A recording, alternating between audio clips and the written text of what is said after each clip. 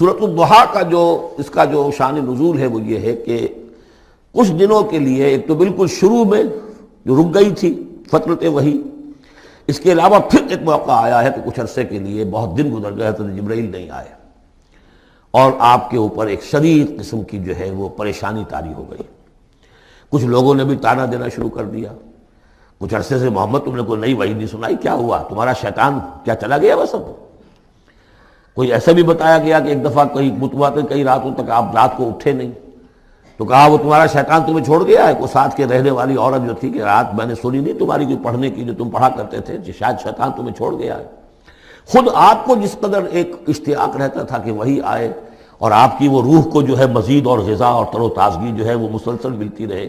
اس کی وجہ سے یہاں تک آتا ہے کہ حضور فرماتے ہیں کہ اس درجے میں رنج اور غم میں تھا کہ میں سوچتا بربنائے طب بشری، اس درجے حضور کے اوپر جو ہے یہ شاخ گزر رہا تھا کہ وہی کیسے بند ہو گئی، اور اس میں یہ بھی تھا کہ اللہ ناراض تو نہیں ہو گیا، کیا مجھ سے کوئی خطا تو ایسی نہیں ہو گئی، یہ سبب کیا ہوا ہے؟ یہ ہے وہ کیفیت کہ جس کے اندر یہ آیتیں نازل ہو رہی ہیں۔ اور اب آپ اس کو سمجھ لیجئے کہ اس کا نفسیاتی اور انسان کی باطنی کیفیات کے ساتھ کیا تعلق ہے۔ انسان پر دو طرح کی کیفیات طاری ہوتی رہتی ہیں، جیسے میں نے پہلے ایک دفعہ آپ کو بتایا صدیق اور شہید کے درمیان جو فرق ہے بنیادی، کہ کچھ بنیادی طور پر لوگ ایکسٹروورٹس ہوتے ہیں، کچھ بنیادی طور پر انٹروورٹس ہوتے ہیں۔ ایکسٹروورٹس کھیل کود بھاگ دوڑ، لوگوں سے ملنا جلنا، گفتگو ہے، اسے دھکا دے دیا، اس سے مذاق کر لیا، اسی میں وہ خوش رہتے، بڑے مگن رہتے، تنہائی انہیں کاٹ کھانے کو دوڑتی ہے۔ اور ایک انٹروورٹس ہوتے ہیں کہ وہ مجلس وغیرہ کو نہیں ہوتا، اپنے تنہائی میں کہیں بیٹھے ہیں، غور و فکر کر رہے ہیں، سوچ بچار کر رہے ہیں، انہیں وہ مجلس سے زیادہ اپنا گوشہ تنہائی جو ہے وہ زیادہ عزیز ہوتا ہے۔ تو یہ دو مزاج اللہ نے بنائے ہیں۔ اسی طرح ہر انسان کے اوپر آلٹرنیٹلی کچھ کیفیات آتی ہیں جس کو ہم کہتے ہیں میرا موڈ آف ہے، ایک طرح کا قبض سا ہو جاتا ہے، طبیعت میں بندش سی ہوتی ہے، کسی وقت اسی شخص کے اندر پھر انشراح سا ہو جاتا ہے، پھر ہنسنے بولنے کو جی چاہتا ہے، گفتگو کرنے کو جی چاہتا ہے۔ تو یہ کیفیت جب انسان کی روحانی زندگی سے متعلق ہو جائے تو اس کو پھر صوفیہ نے نام دیا قبض اور بسط۔ کبھی طبیعت میں انشراح ہے، انبساط ہے، طبیعت جو ہے وہ آبادہ ہے، ہر چیز میں روشنی کا پہلو آدمی دیکھ رہا ہے، ہر چیز کے اندر آپ کو معلوم ہے ایک تاریک رخ بھی ہوتا ہے کسی معاملے کا اور روشن رخ بھی ہوتا ہے، اس وقت انسان روشن رخ کو دیکھتا ہے۔ اور ایک وقت میں آتا ہے کہ طبیعت میں بندش سی لگ گئی ہے، جیسے اندر کوئی پکڑ لیا کسی نے، اب طبیعت جو ہے وہ بھی اپنے اندر وہ انقباض محسوس کر رہی ہے، اور پھر آدمی پیسیمسٹک ہو جاتا ہے، نا امید سا ہوتا ہے، پھر اسے ہر معاملے کا تاریک پہلو زیادہ نظر آنے لگتا ہے۔ تو یہ قبض اور بسط کی کیفیات ہیں۔ جب کبھی قبض کی کیفیت ہو، قاضی ثناء اللہ پانی پتی رحمۃ اللہ علیہ نے تفسیر مظہری میں لکھا ہے کہ قبض کی کیفیت میں اس صورت کا پڑھنا تریاق ہے، جس طرح حضور صلی اللہ علیہ وسلم کے لیے گویا کہ اس وقت جو وحی کا بند ہو جانا تھا وہ گویا کہ ایک طرح کے انقباض اور قبض کی کیفیت پیدا ہوئی تھی، اس میں اب اللہ تعالیٰ فرما رہے ہیں والضحیٰ، قسم ہے دن کے دھوپ چڑھنے کے وقت کی، واللیل اذا سجا، اور قسم ہے رات کی جبکہ وہ چھا جائے یا ساکن ہو جائے، سجا کے دونوں معنی ہے سکون۔ اب دیکھیے ان دونوں کو کیوں لائے، اس لیے کہ صبح ہے، حرکت ہے، برکت ہے، چلنا ہے، دوڑنا ہے، ہر شخص جا رہا ہے، ادھر جا رہا ہے ادھر جا رہا ہے، رات کو سکون ہو گیا، تاریکی چھا گئی اور شور ہنگامہ ختم ہو گیا۔ لیکن یہ رات اور دن دونوں ضروری ہیں انسان کے لیے، یہاں کا نظام چلانے کے لیے۔ اگر رات ہی رات ہوتی تب بھی یہ دنیا نہ چلتی، اور دن ہی دن ہوتا تب بھی نہ چلتا، تو رات بھی ضروری ہے۔ اسی طریقے سے نفس انسانی کے لیے کبھی کبھی قبض کا وقفہ بھی ضروری ہے۔ آپ اسے یہ نہ سمجھیں کہ اللہ تعالیٰ ناراض ہو گیا، یہ بھی ہماری تربیت کا ایک یوں سمجھیے کہ ایک جز ہے۔ ما ودعک ربک وما قلی، آپ کے رب نے آپ کو رخصت نہیں کیا ہے، نہ ہی وہ آپ سے ناراض ہوا ہے۔ وَلَلْآخِرَةُ خَيْرٌ لَكَ مِنَ الْأُولَىٰ، اور اس کے بعد جو وقت آئے گا اس قبض کے بعد وہ پہلی سے بھی بہتر ہوگا۔ اور میں حیران ہوتا ہوں کہ کیسے غالب نے وہ بات کہی ہے کہ جو بالکل ترجمانی ہے اس کی، رکتی ہے میری طبع تو ہوتی ہے رواں اور، یعنی یہ کہ جب میری طبیعت کے اوپر کبھی کبھی رکاوٹ سی آ جاتی ہے، اب شعر جو ہیں اچھے نازل نہیں ہو رہے،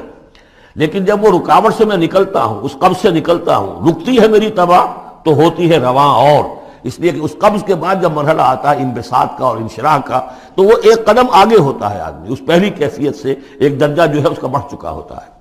وَلَلْآخِرَةُ خَيْرٌ لَكَ مِنَ الْأُولَىٰ، یقیناً پچھلی ہر گھڑی، ہر ساعت اور ہر قبض کے بعد آنے والا انبساط آپ کے لیے پہلے سے اونچا درجہ لے کر آئے گا۔ وَلَسَوْفَ يُعْطِيكَ رَبُّكَ فَتَرْضَىٰ، ان قریب آپ کا رب آپ کو اتنا کچھ دے گا، اتنا کچھ دے گا، آپ کی محنتوں کے وہ نتائج سامنے آئیں گے کہ آپ راضی ہو جائیں گے۔ اب دیکھیے پچھلی صورت ختم ہوئی تھی وَلَسَوْفَ يَرْضَىٰ، یہاں ہے وَلَسَوْفَ يُعْطِيكَ رَبُّكَ فَتَرْضَىٰ، صرف ضمیر کا فرق ہے، کیونکہ صدیق پر وحی نہیں آتی، براہ راست خطاب نہیں کیا جا سکتا، وہاں وہ صیغہ جو ہے وہ غائب کا ہے، وَلَسَوْفَ يَرْضَىٰ۔ اور چونکہ نبی وہ ہے جس پر وحی آ رہی ہے، براہ راست مخاطب ہے، تو فَلَسَوْفَ يُعْطِيكَ رَبُّكَ فَتَرْضَىٰ، آپ کا رب اتنا کچھ دے گا کہ آپ راضی ہو جائیں گے۔ اب یہ کہ اسی قبض کی حالت میں پھر اللہ تعالیٰ اپنے احسان جتا رہا ہے، اور یہ بہترین ہے۔ کبھی طبیعت پر ڈپریشن ہو اس طرح کی اور قبض کی کیفیت ہو تو آدمی یاد کرے کس کس مرحلے پر اللہ نے میری دستگیری فرمائی، کن کن مراحل پر اللہ تعالیٰ نے مجھے مشکلات سے نکالا، اس سے وہ حوصلہ بڑھتا ہے۔ اور اس کو بھی سمجھیے کہ اسی انداز میں علم یجد کا یتیماً فآویٰ، یہ سیرت النبی کے بڑے اہم حصے ہیں جو اس میں آ گئے ہیں۔ آپ کی پیدائش یتیمی میں، پوسٹیومس چائلڈ،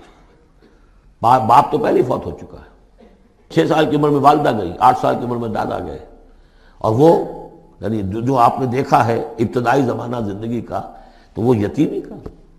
علم یجد کا یتیماً فآویٰ، کیا اس نے اے محمد آپ کو نہ پایا کہ آپ یتیم تھے، پھر پناہ دی، آپ کے لیے بندوبست کیا، دادا کے دل میں جو شفقت ڈالی، پھر آپ کے تایا زبیر کے دل میں جو شفقت ڈالی۔ عبد المطلب کے بعد فوراً ابو طالب کا نام آتا ہے، حالانکہ یہ غلط ہے تاریخی اعتبار سے۔ عبد المطلب کے بعد کافی عرصے تک زبیر جو آپ کے تایا تھے وہ سرپرست تھے، پھر ان کے انتقال کے بعد ابو طالب کا معاملہ آیا، لیکن ان کو بیچ میں سے غائب کر دیا گیا ہے۔ بہرحال اللہ تعالیٰ جو بھی کسی کے دل میں ڈالتا ہے، آخر ابو طالب کے دل میں محبت ڈالی تو کس نے ڈالی؟ وہ ہم پڑھ چکے ہیں سورہ طٰہٰ میں، وَأَلْقَيْتُ عَلَيْكَ مَحَبَّةً مِّنِّي، حضرت موسیٰ علیہ السلام کی موہنی صورت کے اوپر اللہ تعالیٰ فرماتے ہیں ہم نے اپنی محبت کا پرتو ڈال دیا کہ تمہیں دیکھنے کے بعد وہ قتل کرنے کے ارادے سے باز رہ گئے، ان کے ہاتھ شل ہو گئے، ایسی موہنی صورت، اسے قتل کر لیں۔ وَأَلْقَيْتُ عَلَيْكَ مَحَبَّةً مِّنِّي وَلِتُصْنَعَ عَلَىٰ عَيْنِي، یہ ہوا ہے۔ تو فرمایا علم یجد کا یتیماً فآویٰ ووجدک ضالاً فہدیٰ، اور پھر جب آپ شعور کی پختگی کو پہنچے اور غور و فکر کا مرحلہ آیا، حقائق میں انسان کو سوچ بچار کا مرحلہ آیا، اور آپ کو دیکھا کہ آپ تلاش حقیقت میں سرگرداں ہیں، تو ہدایت دی۔ وہ آگے آ جائے گا، بہت قریب پہنچ گئے ہم،